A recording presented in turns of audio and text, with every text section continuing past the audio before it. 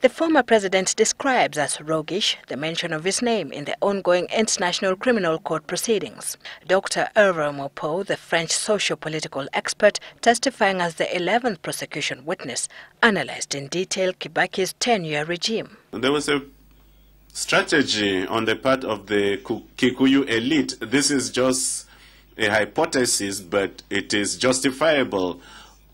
Up to 2002, when the government changed, the Kikuyu elites used the militia groups to protect themselves. But once they came to power, they told themselves, look, we no longer need the militia groups. We have the police, we have the army, and in the central province, we no longer need to have strong militia groups. It was from this moment that they decided to eradicate most of the Kikuyu militia groups. A statement sent to newsrooms by the former president's private secretary, Professor Wanjohi, dismissed the expert as a know-it-all.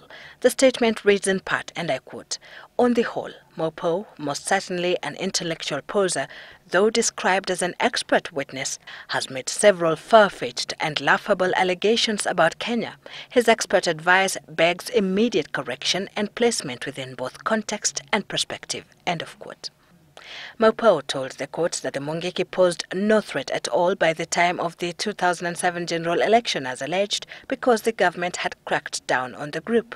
Mungiki had been absolutely clobbered during the year 2007 by the security minister who had organized the massacre of large numbers of young people because they did not want, he did not want the young people to vote in certain constituencies, including his own.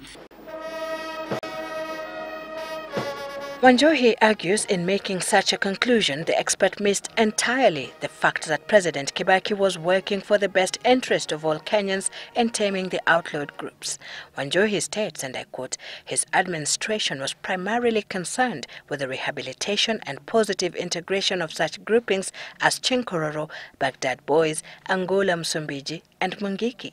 The ultimate aim of this initiative was to enable members of such groupings to positively participate in nation building alongside everybody else. But Maupeu believes that the eradication of the Mungiki was a strategy to save Kibaki's and PNU's image. They had become this huge monster associated.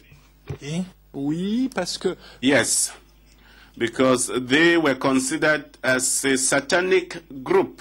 Maupeu further gave a historical account of how the land question got complicated as regimes changed in Kenya over the last 50 years. He claims President Kenyatta resettled about 500,000 Kikuyu families on land that the colonial government had taken away from predominantly Kalenjin residents in Rift Valley, causing tension between the two communities. It is not a coincidence that in the mid-60s, Daniel Arap Moi became vice president of the Republic.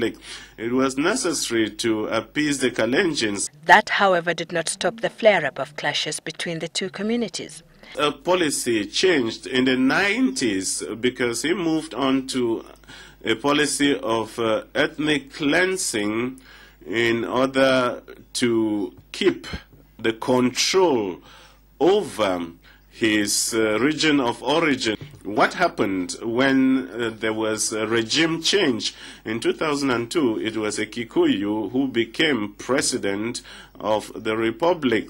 So this was someone from a community that had been seriously affected by ethnic cleansing. That was Mwai Kibaki. So the state immediately changed the policy in the Rift Valley.